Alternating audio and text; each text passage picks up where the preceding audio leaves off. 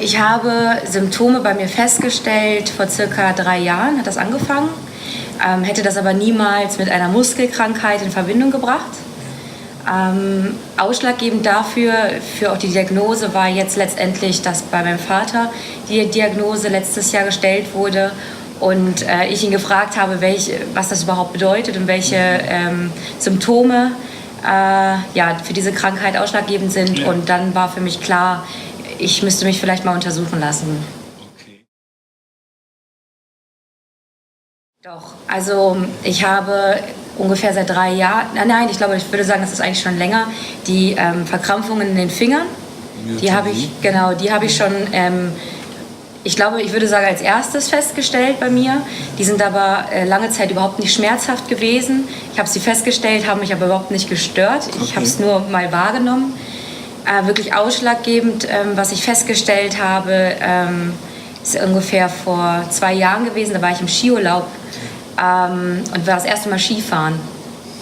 Und ich bin jetzt nicht unbedingt der sportlichste Mensch, aber ich dachte, mit ein bisschen Training in einer Gruppe könnte ich das schaffen. Genau, morgens hatte ich noch relativ viel Kraft und bin freudestrahlend auf die Piste. Und innerhalb weniger Stunden, ungefähr 2 Stunden, hat meine Kraft ist so krass nachgelassen, dass wenn ich auf dem Boden lag, hingefallen ist, wie das für einen Anfänger auch ganz üblich ist, dass ich aus eigener Kraft nicht mehr wieder richtig hochkam. Okay. Und da habe ich gemerkt, irgendwas ist anders zu den anderen, die ja auch nun alle angefangen haben. Die waren teilweise 20 Jahre älter als ich und die hatten sehr viel mehr Kraft. Und da ist mir das erste Mal, da bin ich wirklich zusammengebrochen, weil ich gewusst habe, irgendwas stimmt mit mir nicht. Und das war so das erste Mal, dass ich gemerkt habe, mein Körper wurde schwach. Ich habe es aber trotzdem, natürlich denkt man nicht, ich bin muskelkrank. Ich habe dann erst vielleicht doch noch mir dann gedacht, naja, du bist unsportlich und so weiter. Und habe das natürlich dann auch Leuten auf der Piste erzählt, Leute, die dabei waren, alle, stell dich nicht so an. Natürlich, ne, das ist so die erste Reaktion, kann man ja niemandem einen Vorwurf machen. Genau, das war so das Ausschlaggebendste, aber das ist ja jetzt nun fernab vom Alltag, das ist ja nicht etwas, was man jeden Tag hat. Im Alltag ist es dann tatsächlich die Verkrampfung der Finger. Oder ungefähr seit einem Jahr fällt es mir auch beim Treppenlaufen auf, dass es irgendwann was über 2, 3 Treppenstufen hinausgeht, also irgendwann jeden Schritt im Oberschenkel merke. Das ist so das Körperliche. In meinem Studienalltag, weil ich noch Studentin bin, merke ich ganz, ganz stark seit 1,5 Jahren dieser Konzentrationsverlust. Also das Lernen fällt mir schwer, ich bin viel müde und das ist so kognitiv was mich tagtäglich so ein bisschen beeinträchtigt, mehr weil natürlich aus meiner Tätigkeit, weil ich Studentin bin und viel lernen, viel Aufmerksamkeit brauche und das fällt mir sehr, sehr schwer.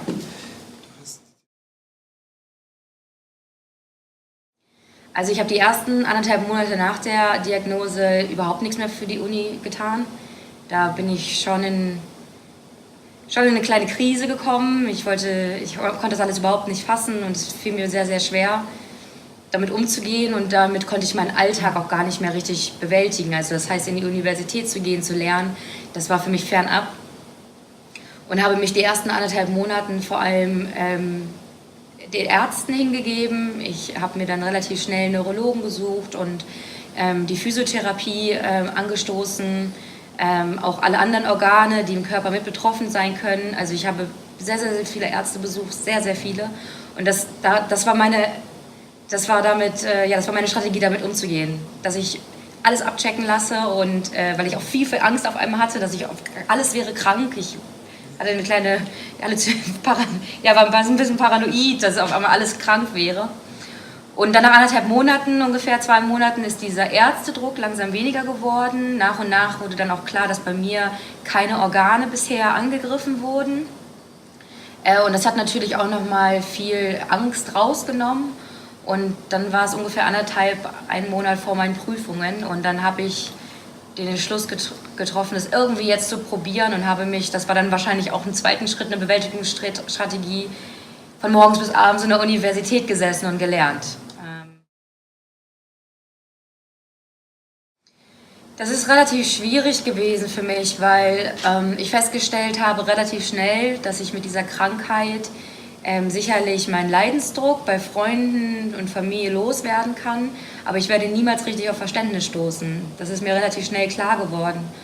Und meine Freunde und Familie waren natürlich alle sehr, sehr bestürzt, ja, über diese Diagnose, und da habe ich natürlich sehr viel ja, irgendwie Verständnis dahingehend erfahren, dass es mir nicht gut geht. Aber mehr können natürlich auch Außenstehende vielleicht auch erstmal nicht leisten, außer das Dasein. Und Was würdest du dir wünschen? Du scheinst da was zu vermissen, dass ich ja, wirklich verstehe. genau, sehr, sehr schnell wurde mir klar, dass ich mir irgendwie ein Umfeld suchen muss, oder ja, Leute zu finden, die auch diese Diagnose haben, die auch meinen Leidensdruck verstehen. In manchen Situationen, wenn ich beispielsweise Freunden sage, ich habe Probleme, Treppen zu laufen, die können das nicht verstehen, und das ist in Ordnung, die sollen das gar nicht verstehen können. Gott sei Dank geht es denen gut, aber es ist schön, mit Leuten darüber zu sprechen, die mir dann vielleicht sogar sagen können, wie ich damit umgehen kann. Leute, die wissen, wie ich fühle und wie ich denke und wie mein Körper sich fühlt, und eine Gemeinschaft zu haben, in der man ganz frei einfach mal sagen kann, was man fühlt, was man denkt. Man darf schwach sein und klagen, aber auch diese Gemeinschaft ist natürlich auch auf beider Seite. Das ist das eine, was ich nehme. Ich nehme ganz viel, ja, indem ich leide vielleicht, aber auch geben kann, wenn andere Probleme haben, und vielleicht kann ich schon Erfahrungen austauschen. Also es ist eigentlich dieser Gemeinschaftsgedanke, der bei dieser seltenen Krankheit, ja, den ich vermisse.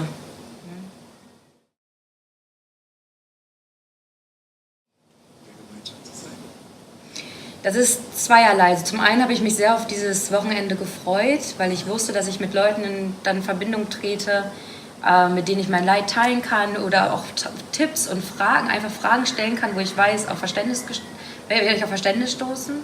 Auf der anderen Seite ist es auch beängstigend für mich, weil ich natürlich auch Menschen sehe, die fortgeschritten in der Krankheit sind. Und das ist natürlich für mich auch ein großes Thema. Was heißt das eigentlich für mich und mein Leben, diese Diagnose? Und ja, da ist die Akzeptanz, glaube ich, meiner Krankheit noch nicht so weit fortgeschritten für mich selber, dass mich das unberührt lässt. Also wenn ich das dann teilweise sehe, dass Menschen dann schon Probleme haben mit dem Laufen oder auch im Rollstuhl sitzen, das ist natürlich auch Angst. Aber ich glaube, dass es ein notwendiger und großer Schritt ist, um auch Akzeptanz in dieser Diagnose zu finden. Aber da bin ich, glaube ich, noch ein bisschen fernab von, wahrscheinlich auch der Zeit geschuldet. Die Diagnose habe ich seit 4 Monaten. Ich glaube, so schnell geht das dann doch nicht, dass man alles akzeptiert.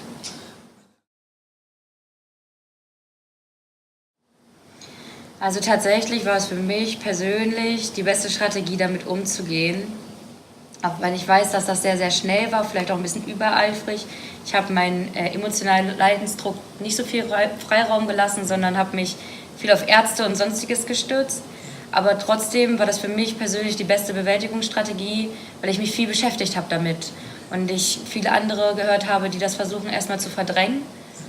Und das mag für den einen oder anderen funktionieren, aber für mich hat das überhaupt nicht funktioniert. Und deshalb hätte ich tatsächlich, würde ich mich ja irgendwann doch damit auseinandersetzen und vor allem die Gemeinschaft zu suchen, wie diese Angebote, wie dieses Wochenende hier wahrzunehmen, mit Menschen in Verbindung zu treten und darüber zu sprechen und sich Tipps ja, abzuholen und Fragen zu stellen, die hier wirklich, wirklich immer auf Verständnis stoßen. Immer. Und das